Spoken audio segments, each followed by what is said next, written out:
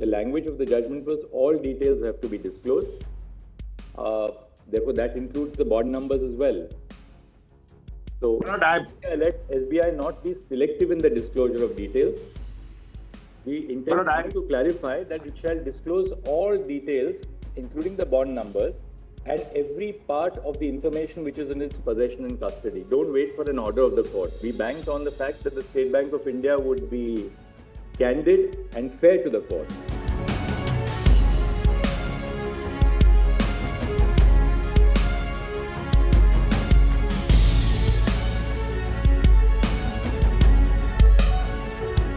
और मैं समझता हूं खासकर भाजपा को स्पष्टीकरण देना पड़ेगा कि इतने लंबे सालों से इस प्रकार की जो धांधली हुई है उसका कितना मुनाफा उन्होंने कमाया है।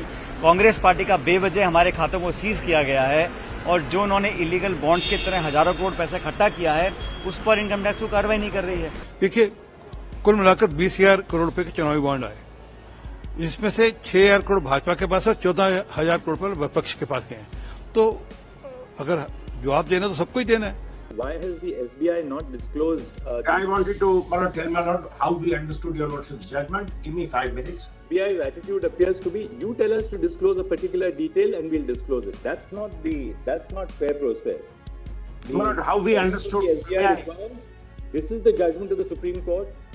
As chairman of the State Bank of India, I am duty bound to comply with the judgment. I will disclose every part of the information which is in my custody, as directed by the Supreme Court. Because when we said all details of the purchases, that means every conceivable detail which is available with State Bank of India.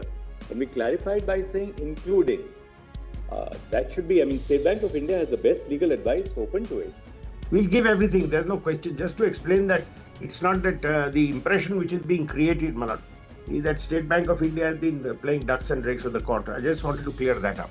We'll say that now SBI will not only disclose the bond number, but it shall also file an affidavit again before our court saying that you have not suppressed any, you will not withhold any details in regard to this within the purview of clause B and C of para 221. Correct. I don't think there's anything else which remains. Details, you have to disclose all details. Let there be no, because the burden should not lie upon the court or the petitioners who say, but this one has not been disclosed. But now this has not been disclosed. Now we'll disclose it, Malad, whatever. We must have finality to it. Yes, we'll do it, Malad. There's no problem. Just that this constant, Malad, the media constant beating down and the petitioners giving public interviews saying, we will take the State Bank to task and we will show this and we will haul them up for contempt, etc., etc. But we are also public institutions working in this space. And it's all right. People work, people acted on the faith of this. Your lordships granted an interim order saying keep records. It wasn't at that time, my lord, subject to correction. I didn't find any order which says all further actions will be subject to the judgment or something. There was no such direction. Your lordships are at that balancing interim order. Now, whether completely you should lift the privacy or remove anonymity, better your lordships will. Mr. Salve, the idea behind the interim order was in case a writ petition is allowed, then data should come out, and that's what exactly is required.